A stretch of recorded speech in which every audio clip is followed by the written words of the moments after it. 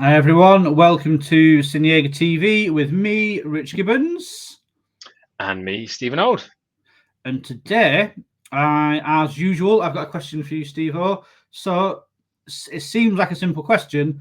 What is focus? Indeed, and this is not going to be me talking about my mindfulness, about me kind of honing my inner being. Focus is the FinOps Open Cost and Usage Standard. So it was born out of the FinOps Foundation with the kind of desire and requirement that we have a standard way of receiving or storing usage and cost data from the cloud vendors. So at the moment, we get a cost and usage report from AWS. We get a consumption API and a billing API from Azure, which is better than it used to be. And then we get the billing export from GCP. This then gets further complicated if you're a reseller, where you have the rebilling export, and then it kind of goes on and on. But they all have their own format, and they're all not alike. They're trying to achieve the same job, so it's a load of columns. But in the FinOps Foundation training, there's a great example of a video of a cost and usage report in AWS Curve, which is it's hundreds of columns long and then 970,000 rows long, and that's for $14 of spend. Right, so they are unreadable and complex in their very nature, and they are trying to be able to give you every piece of granular detail that you might need to be able to understand your usage and billing, right? So they're meant to be complicated and long. They're better than they used to be, but they're still ginormous. And if you're multi-cloud, like I used to be, you're getting 3 different sets of data. And so then the onus is on you to normalize them or use a third-party tool. So people use Cloud Health, Cloudability, Flexera, Anadot, NOP. There's loads out there. And a lot of their value is that they're taking this data and making it seem like the same thing to you. Well, now in Focus, we've created, I say we, I've very lightly been involved, if at all, I'm not a contributor, a standard schema. And it's very much the start. We've had version 1.0 released, led by Udam, who is a great human being, but B, really passionate about it. Udam Dewaraja, if I remember correctly. But Mike Fuller's been involved in it from the foundation.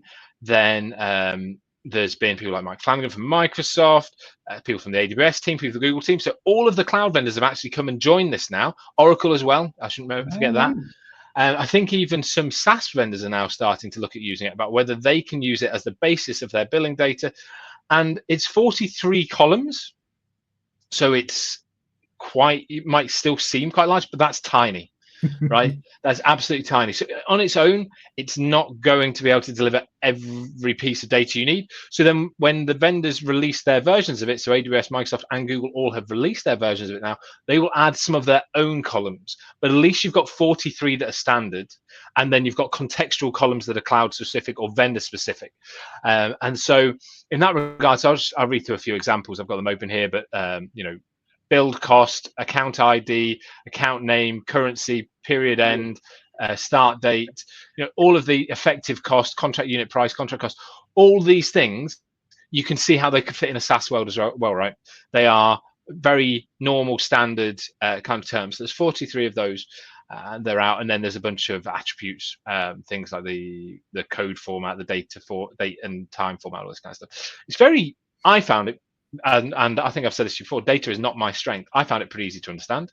There is an intro to Focus course at the FinOps Foundation that you can do for free, and a Focus Analyst course, which I've done and you're doing soon, to try and take to the next step, where you can learn about the use case library and stuff like this, where there'll probably already be SQL queries to help you get the information you want out of your data that you can now get direct from the vendors. So it's really exciting. It's a massive change, and the fact that we've got all the main vendors involved is huge. It's now out in version 1.0 that happened at FinOps X, and it's hopefully going to grow and become the long-term way that we engage with our data. It's not quite there yet, but it's on its way. Cool. So it's basically trying to apply some uniformity to what is a little bit of a wild west. Yeah, exactly right. So it's very exciting. The progress they've made in a year, because it was announced last year at FinOps X, is astonishing. I imagine the arguments about what certain columns would be named were intense between the cloud vendors and so on. But yeah, so now there are still contributors, but there's also maintainers because it's out live. So a big thank you to anyone that's on the maintain list. I think maybe like 15. But yeah, it's really a real thing now. Oh, that's cool. And do customers need to do anything do you need to like opt in to receive Focus, or will the vendors just start doing it? No, great point. So your current way of getting your data will remain exactly the same. So because you've already built processes on it, right? But you can now ask for this additional data in likely the same way. So if you're using a cost and usage report, you can go and create a CUR 2.0, and one of the options that you have, I think there's 3. One of them is to get the new curated focus output, which is the 43 plus, I want to say 5, maybe it's 8 columns of AWS specific data, which is a bit less than maybe we were anticipating, but it's it's great progress. For Microsoft, you can opt in to get an export for it, and for Google, in the same way that you can get your other billing stuff, you can get it dropped straight into BigQuery, and so you can just switch that on. But in all cases, you choose to have it because it's going to use up storage space. Any of these things do, because they're going into storage, and so if you're not planning on using it, then it would just be wasting storage space. So then by them not giving it by default, they're A, not breaking your processes by changing what you currently have, and B, they're not costing you money that maybe you're not ready to spend. Perfect. Well, I mean, I think that covers all the questions that I had. I think it gives a real good overview. And of course, if anyone's got any questions, then they know where you are. So yeah, thank you very much. Well, thank you.